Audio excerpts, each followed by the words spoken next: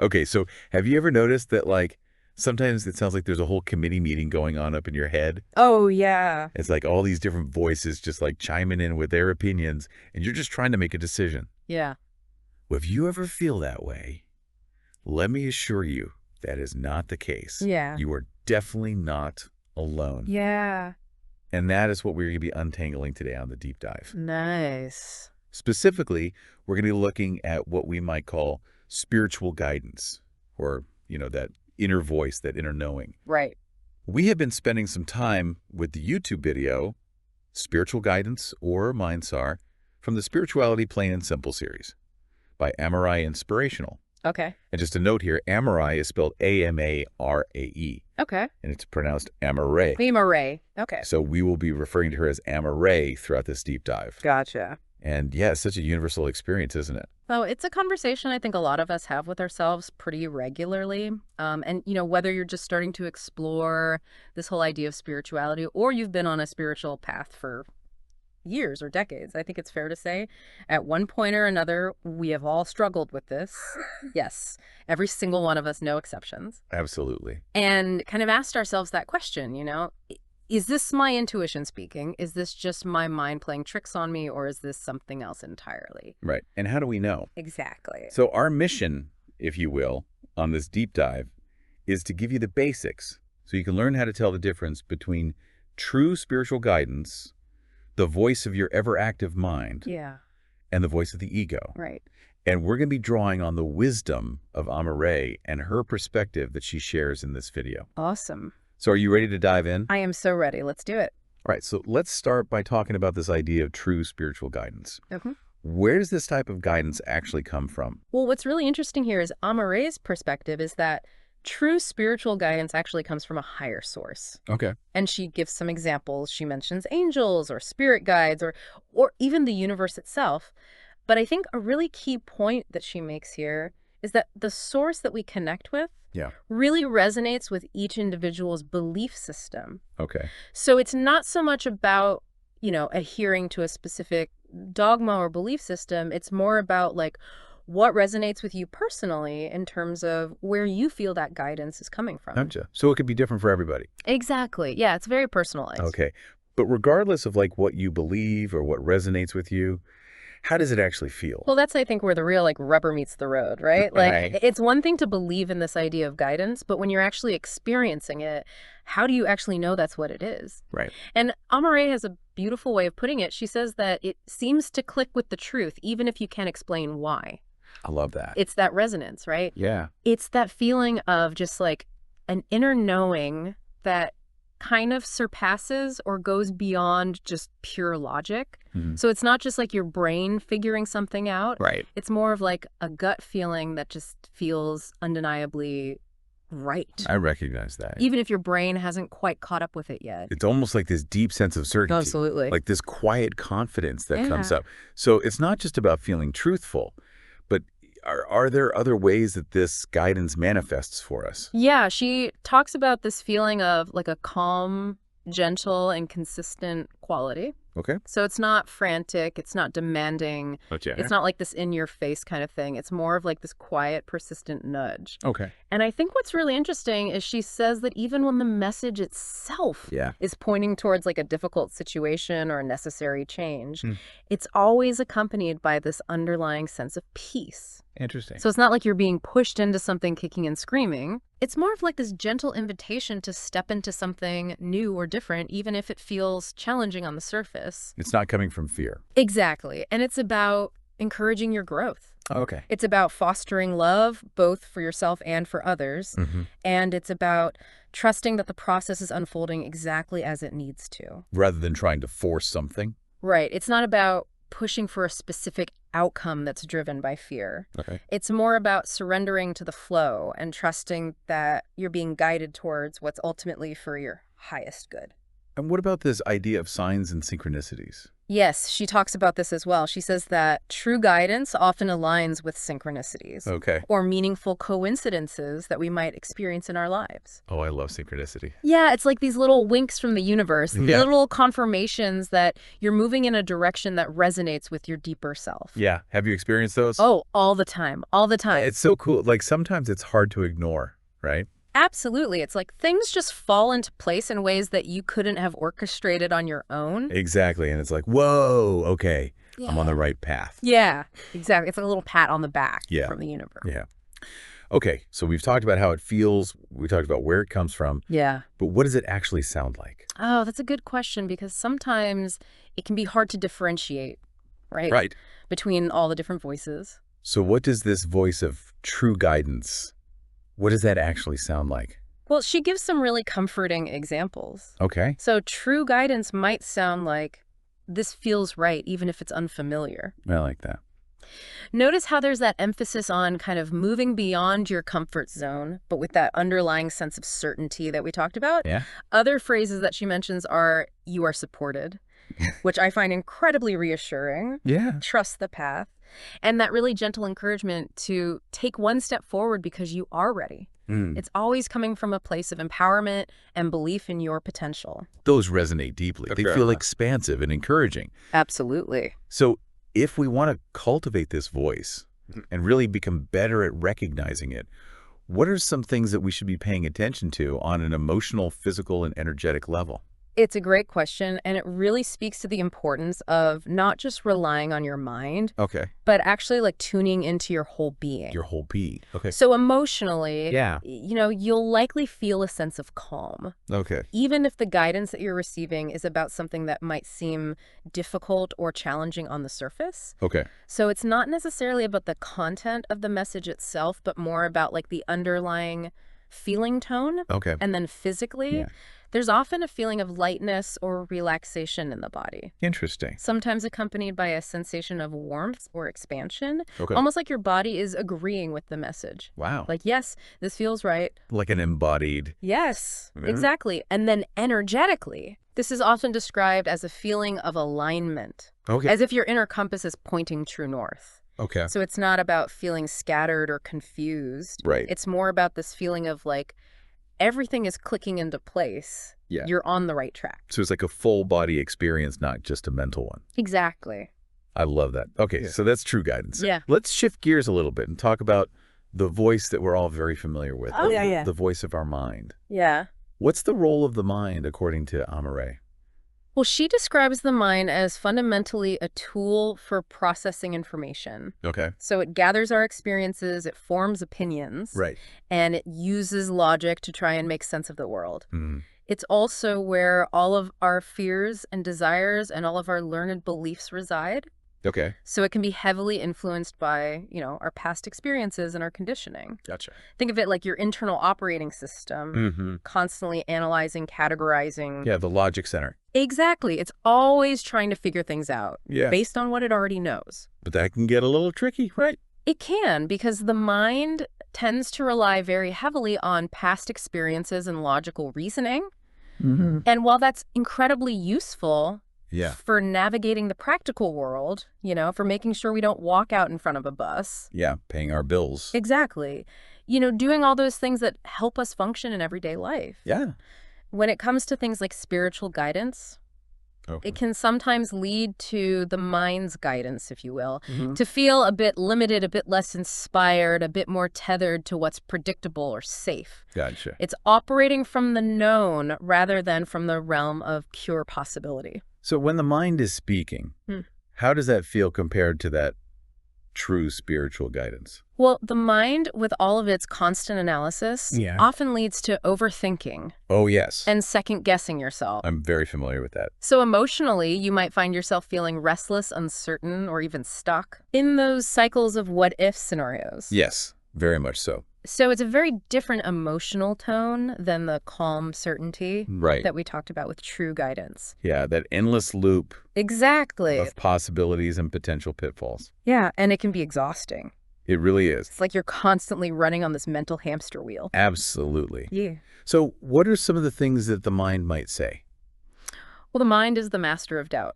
Okay. and playing devil's advocate. Of course. So you might hear things like, what if? Yes. That's the classic, right? It is. It's always exploring potential negative outcomes. Mm-hmm. Or you might hear, maybe you should wait until you're absolutely 100% ready. Oh, yeah. Which, while it sounds very responsible, Responsible, yeah. on the surface can often be a way that the mind delays us out of fear. Right. And then you have things like, well, this approach worked for you last time, so you should probably just stick to what you know. Oh, yeah. Which can prevent us from exploring new and potentially much better paths. Right. And then there are the persistent doubts, right? Yes. Are you sure this is a good idea? Are you really qualified to do this? Yeah. All of those things that can really undermine our confidence. So it's like the voice of caution. Yes. Always, you know. Leaning towards risk aversion? Yeah. Okay, so, and what about the physical sensations and the energetic sensations? Yeah, well, physically, the mind's activity can often manifest as tension in the body. Okay. So you might notice things like tight shoulders or a clenched jaw or even a feeling of unease in your stomach. Okay. It's like your body is mirroring all of that mental chatter. Right. And then energetically, there can be a sense of feeling stuck. Okay. Like a feeling of mental congestion. Yeah. That makes it difficult to really move forward with clarity Gotcha. and conviction. So we've talked about true guidance. We've talked about the mind. Yeah. Now let's talk about the trickster. Yes. The ego. Yeah. Now, Amarae is very careful to distinguish between the ego and the mind. So what exactly is the ego in her view? So she describes the ego as that part of us that's fundamentally concerned with protecting our perceived identity Okay. and our sense of self-importance. Gotcha. So it's deeply connected to our fears, Okay. particularly the fear of failure or judgment, Yeah. as well as our pride and our need to feel in control. Mm-hmm. And I think one of the defining characteristics of the ego is its constant seeking of external validation. Oh, that validation. Yeah. It's so powerful. To prop up its sense of worth. And I think a lot of us don't even realize we're doing it. Oh, absolutely. Like it's so unconscious. It's very subtle sometimes. Yeah. Okay. So how does the ego typically feel?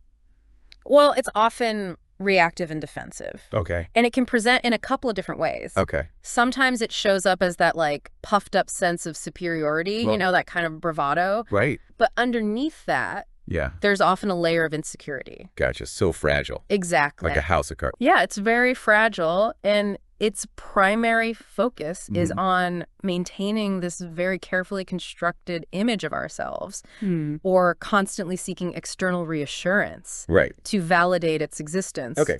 It can feel like being on an emotional seesaw swinging between pride and vulnerability. Yeah.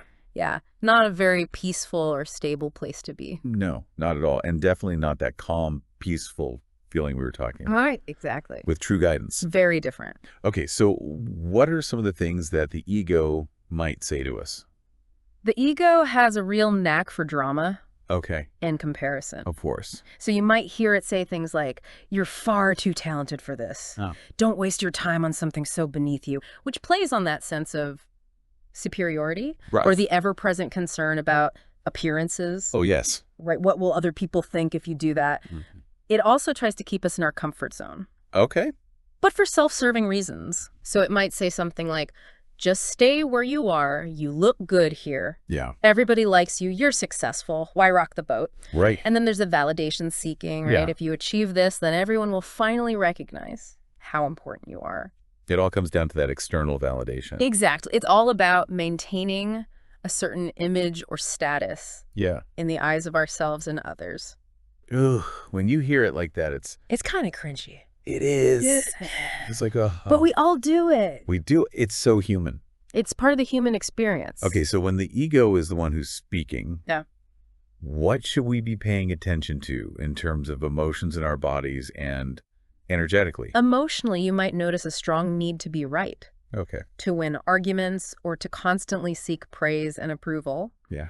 There can be that underlying fear of being judged or rejected. Mm-hmm. Physically, Amarae describes a charged sensation, Okay. which can manifest as this kind of forced confidence or an almost tense posture, or conversely, a shrinking, insecure feeling in the body. Yeah. So it can go either way, depending on how the ego is manifesting. Right. And then energetically, the ego often feels heavy or loud, Oh. almost like it's trying to drown out Interesting. any quieter, more intuitive signals. Yeah, it's like that loud, boisterous friend at a party. Exactly. You can't really hear anybody else when they're around. Yeah, it's like, look at me, look at me. Yeah. It wants all the attention. Okay, so we have these 3 distinct voices, Yes. each coming from a different place, each having a different feeling and different language. Yeah, Now, Amarae has some really helpful examples she does. to further illustrate the differences between these voices. So let's take the example of starting a spiritual business. Okay. How might guidance, the mind and the ego, approach that? I love this example because it's something I think a lot of people can relate to. Right, especially if you're, called to this kind of work. Absolutely. So Yeah. if you're considering starting a spiritual business, true guidance, according to Amarae, might come as this calm but clear inner knowing. Okay. Like, you have gifts to share, trust your path, and take the first step. Yeah. The mind, on the other hand, Right. will likely jump to all the practical concerns and potential problem, Oh, I could hear it now. right? What if you don't get any clients? Yeah. Maybe you need more training before you're ready. What if nobody likes it? What if you fail, right? All of that Right. fear of the unknown and that need for more and more preparation. Yeah, like I'm not ready yet. Exactly. And then the ego steps in with its own agenda. Oh, here we go. Right. If this business is successful, you'll finally show everyone how special you are. Oh. Or the fear-based opposite. Don't even try. You'll just make a fool of yourself. So different. Very different. Okay, what about if we are considering a career change? Another great one. How would each of those voices approach that?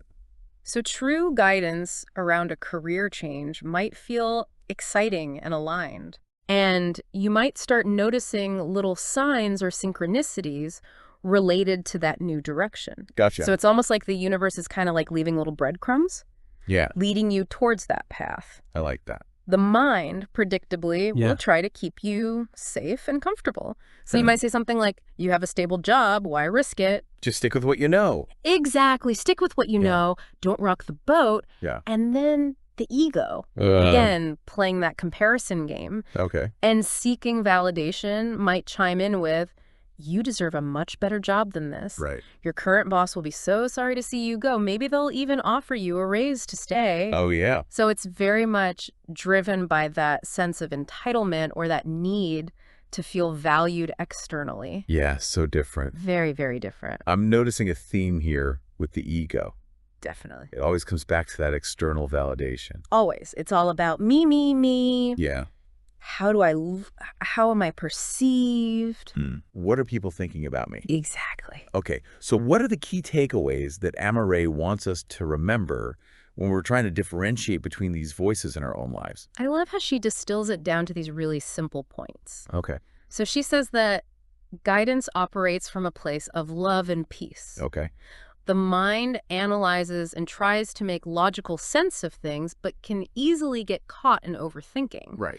And the ego reacts based on pride or fear. Okay. It's always about protecting or elevating that sense of self. So simple yet so profound. It really is. Yeah, and I think a lot of us forget about that. Absolutely. We get so caught up In the content. in the content of our thoughts, and we forget to actually feel. The energy behind it. Exactly. And she also makes a really important point that learning to recognize these nuances Yeah. is a skill that develops over time with conscious practice. It's a practice. It is. It's not something that happens overnight. Definitely not. It's like building a muscle. The more you use it, the stronger it gets. I love it. So she also has some additional tips that we can use to improve our discernment. She does some really practical ones. Yeah. So what are some of those? Well, first she advises us to really tune into our bodies Okay. because our physical sensations often reflect the truth of a situation Okay. before our minds even fully process it. Interesting. So think back to that feeling of ease or tension we were discussing earlier. It's like our bodies have this innate wisdom Right. that's often ahead of our conscious awareness. Okay. And then she says, pay close attention to the energy behind the voice. Yeah. Guidance has a quiet, steady, and loving energy. Okay. The mind's energy is often busy, anxious, or very practical. And the ego tends to have that reactive, defensive, or even puffed up quality. Right. So distinct. Yeah, So we're really tuning into the subtleties here. absolutely. It's all about those nuances. Okay. What else? When you're feeling unsure about an internal message, she suggests asking yourself some probing questions. Okay. So pause and consider. Does this thought feel loving and expansive, or is it rooted in fear and limitation? Ooh, good question. Right. Am I seeking external approval with this thought, or is it coming from a place of inner knowing and authenticity? Yeah, These kinds of questions can act as really powerful filters. I love this. I'm going to write those down. Yeah, me too. Okay. And what's the last tip? And finally, she suggests looking for repetition. Okay. So true guidance often presents itself gently and consistently over time, perhaps through different channels, right? Like Okay. intuitive nudges or recurring themes or synchronicities. Right. The mind and the ego, on the other hand, Yeah. tend to jump around from one concern to another or from one justification to another, Okay. depending on your immediate thoughts and feelings. So it's not that consistent? Not as consistent, no. Okay. And often much louder. Yeah. I like that. Okay, so those are all fantastic tips. Yeah. But she also has a really fun and practical exercise for those of us who, like to learn by doing. Yeah, the hands-on approach. Exactly. So she suggests trying this when you're traveling, Okay. particularly when you're a passenger in a car. Gotcha. So before you approach a T-junction, Yeah. invite your guidance to assist you, Okay. and then try to intuitively sense which way the car in front of you is going to turn before they put on their indicator. Fun. It is fun, right? Yeah. And the key here, and she really emphasizes this, Okay. is to not get discouraged if you're wrong. Because it's about the practice, right? Exactly, because the wrong answers are just as valuable. Oh, interesting. Yeah, because they help you identify the feeling of your mind Okay. or your ego trying to guess or control the situation, as opposed to that quieter knowing of your intuition. Gotcha. So it's really about honing that discernment. It's like a muscle. Exactly. Yeah. And she also suggests some variations on this, Okay. like trying to guess the color of someone's jacket. Oh, fun. Right. I like that. Or how many cars will pass through a green light before it turns red. Oh, that's good. So it's a very simple yet surprisingly effective way to practice tuning in Yeah. without that pressure of high stakes. It's playful. It is. It's a playful way to develop that inner listening muscle. I love it. Me too. Okay, so if our listeners want to find this video and hear Amarae herself explain all of this in detail, where can they go? This deep dive has been based on the YouTube video titled Spiritual Guidance or Mind from the Spirituality Plain and Simple series Okay. on the YouTube channel Amarae Inspirational. Okay, and that's Amarae, spelled A-M-A-R-A-E. That's right. And pronounced Amarae. Exactly. We highly recommend heading over to YouTube and checking out the original video for the full context, more examples, and potentially other exercises that she shares. Yeah, it's a really valuable resource. Absolutely. So just to kind of bring our deep dive to a close today, Okay. we've really been exploring these three key internal voices. As presented by Amarae, true spiritual guidance. The voice of your mind and the voice of your ego. Mm-hmm. And learning to differentiate between these three. Yeah, It's an ongoing journey, it is. but it's a practice that can lead to greater clarity in your intuition Absolutely. and more aligned decision-making Yeah, in your life. And just as a reminder, Amarae is pronounced Amarae. that's right. And you can find her helpful insights on the Amarae Inspirational YouTube channel Mm-hmm. in the video Spiritual Guidance or Mind from the Spirituality Plain and Simple series. And as you navigate the rest of your day, perhaps just take a moment to reflect on which of these voices tends to have the loudest microphone in your inner world. I like that. Yeah. And how might intentionally practicing this discernment, paying closer attention to your body's subtle cues and the energy behind your thoughts, Yeah. potentially shift your perspective or the choices that you make, both big and small. I love that it's a fascinating avenue for deeper self-understanding. It is. Thank you so much. Thank you. This was a great deep dive. I enjoyed it. Yeah, me too. Me too. Until next time. See you then.